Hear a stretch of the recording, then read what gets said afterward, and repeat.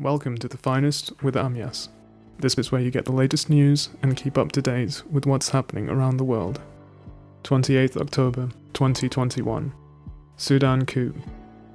The tension is high in Sudan, as the country has experienced a recent coup. The former Prime Minister Hamdok and his wife are currently under security at their home, after being released from detainment. It is not known whether they were free to leave currently, or even allowed to make calls, and there has been a continuation in the arrests of many military critics. This has started many nationwide protests, as well as condemnation from the international community. General Burhan, who is responsible for this coup, has made it clear that it was needed in order to avoid a civil war. Furthermore, he insists that Sudan is still on its way towards democracy, and the elections will be held in 2023. However, many people reject this statement, using this recent and sudden takeover as evidence. There is also growing pressure from the African Union and the World Bank for the general to reinstate the previous government. The US recently suspended around $700 million in aid to Sudan, and the World Bank has also put a halt to its own program. This sudden stop of monetary inflow will perhaps have disastrous results for Sudan's already damaged economy. The president of the World Bank, David Malpass, expressed his concerns in a statement saying, "I am greatly concerned by recent events in Sudan." Furthermore, it was only in March that Sudan was allowed access to billions of dollars in grants from the World Bank. The people in Sudan will likely experience a lot of pain during this dire time. Arrests of outspoken critics of the military's takeover continue in the capital of Khartoum, and many businesses have shut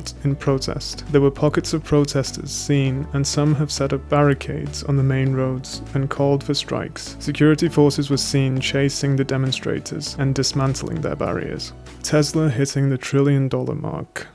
The market value of Tesla has recently risen to above $1 trillion for the very first time. This is not just a milestone for Tesla, but no other automaker company has ever even come close to this value. The value rose as soon as Hertz, a rental car company, ordered more than 100,000 of Tesla Model 3 vehicles. This puts the deal at an astonishing $4 billion, and Tesla has become part of an exclusive set of companies which are worth at least $1 trillion. The decision for Hertz to acquire 100,000 Teslas shows how many are predicting that electric cars will be the norm for the future. Electric cars are becoming more and more popular by the day, and the current CEO of Hertz, Mark Fields, says that electric vehicles are now mainstream, and we've only just begun to see rising global demand and interest. It is important to note that going above the $1 trillion mark has only been done by a handful of companies, which include Apple, Microsoft, Amazon, and Alphabet, which is the parent company of Google. However, not everyone is optimistic about the future of Tesla, and top analysts divide into two camps. The first are those that say that Tesla is going to continue to grow, and this is only the beginning. The second camp believe that Tesla's stock is actually grossly overvalued, and they point to the fact that Tesla is currently struggling with many supply chain backlogs. However, this is the case with many companies, but investors are aware that this recent order doesn't guarantee that the net value of Tesla will stay above $1 trillion.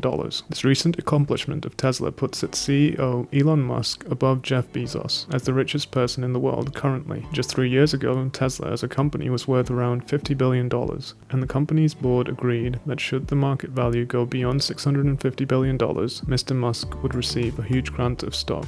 In total, Mr. Musk collected a grant of roughly $8 billion in Tesla stocks.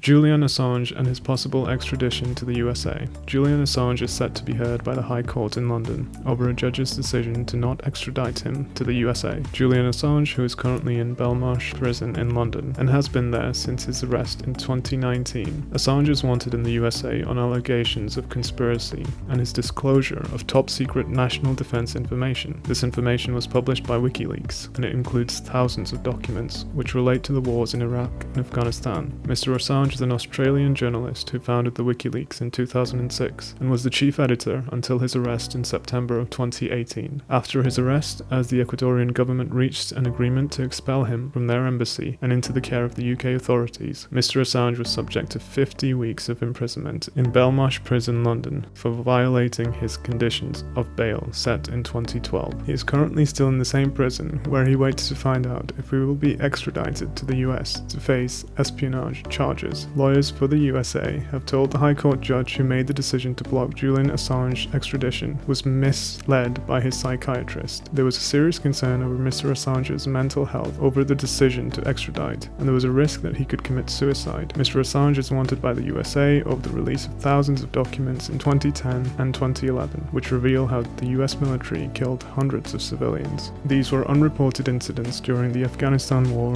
and leaked files also show how 66,000 civilians had been killed in Iraq. The USA argues that the publication of all these sensitive files not only broke the law, but also put many lives in danger. The High Court hearing is expected to end on Thursday, 28th October, and the decision will come at a later date. The USA is adamant to extradite Mr. Assange, and even promising that they won't impose solitary confinement before or after their trial, although they could do so if he was to commit any further offense. Crocs share price keeps rising. The share price of Crocs continues to rise after they seemingly become the world's foremost slippers brand. The retailer reported its yearly third quarter earnings and revenue that they have exceeded the expectations of many. The rise in revenue is mainly due to the huge demand for the shoes and how it continues to grow. This great result for the company is also down to how it has worked to minimize the impact from the global supply chain crisis. The stock being up by almost 8% recently has increased by 145% to date, with the earnings coming to $2.47 per share, whereas it was only expected to give $1.88 per share. Note how a year earlier the company was making $362 million a year, whereas this year it made $626 million.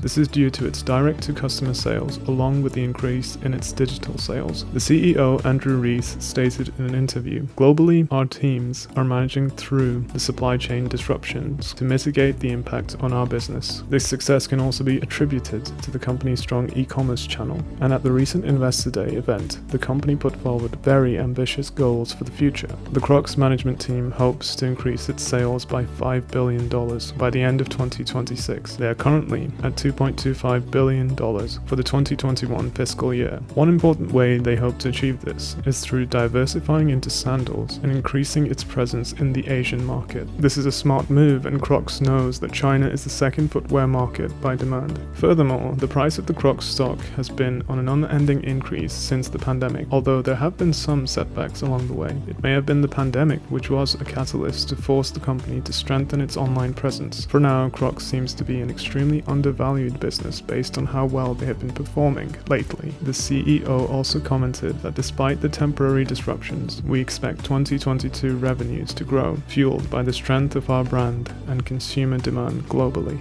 Thank you very much for listening, and that's all for this week.